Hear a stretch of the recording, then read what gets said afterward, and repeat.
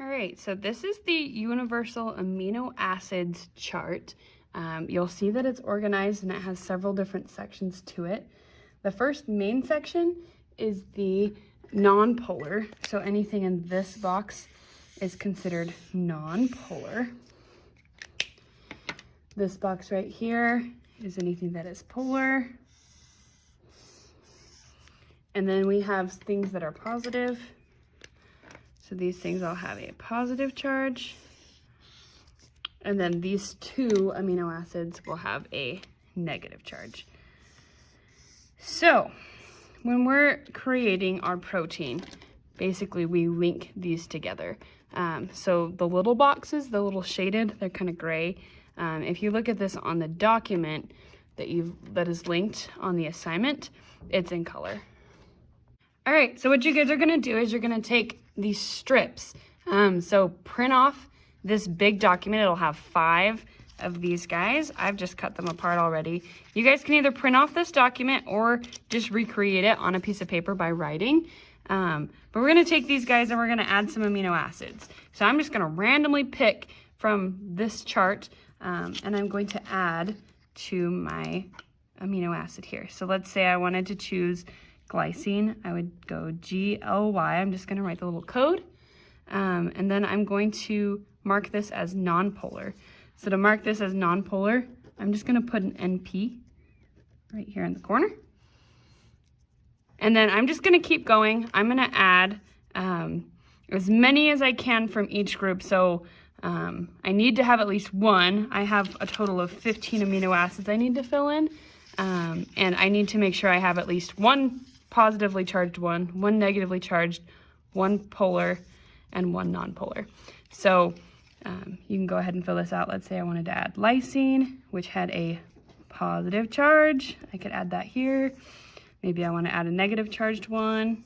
I'd do, let's see, GLU for glutamic. And I'd put the negative here for this charge. And I just keep going. Say I wanted to add threonine. This is polar, so I'm just going to put a P. And then you will just continue until all 15 of your amino acids are filled.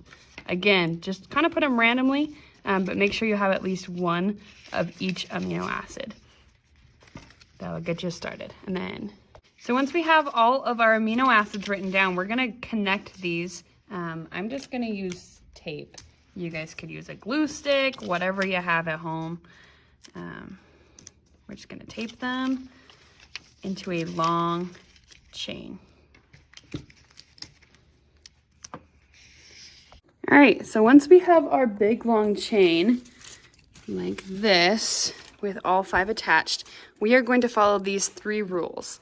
The first rule is that positive and negatives are in love with each other. They like each other. Opposites attract. So you're going to find your positives and you're going to attach them to your negatives.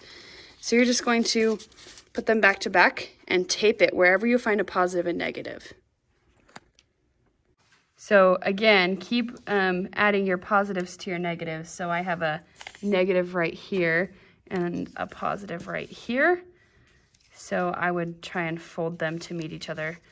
Or you can see I have a negative here and a positive here. So I could just link this positive to that negative and tape it. And then I still have another positive negative in here, which ends up being like right there. So we'll just tape that as well.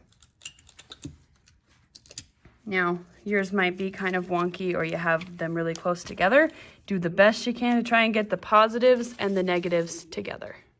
Okay, so the next rule is to put the non-polar on the inside because non-polar hates water.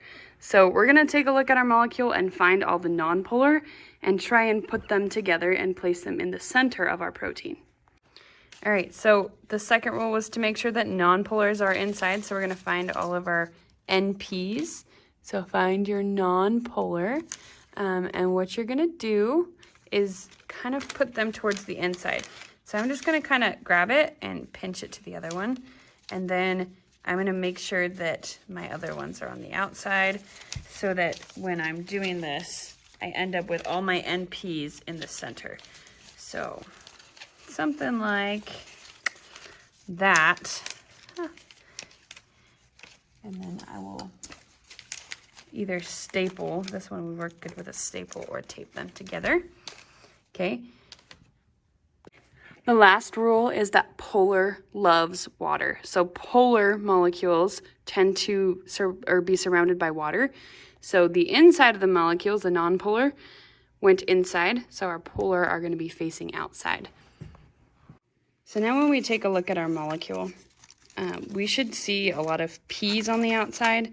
And it might not be perfect, but as long as you've got some P's on the outside for polar, all of our polars are on the outside. A lot of our non-polars ended up on the inside. And then the others are linked together because positives and negatives attract. So this is my protein. It's not great. Here's another one that I made earlier today. So it looks a little different. Maybe yours looks more 3D, and that's perfectly okay. Just do your best and try and follow the rules and take a picture of whatever you come up with. Good luck.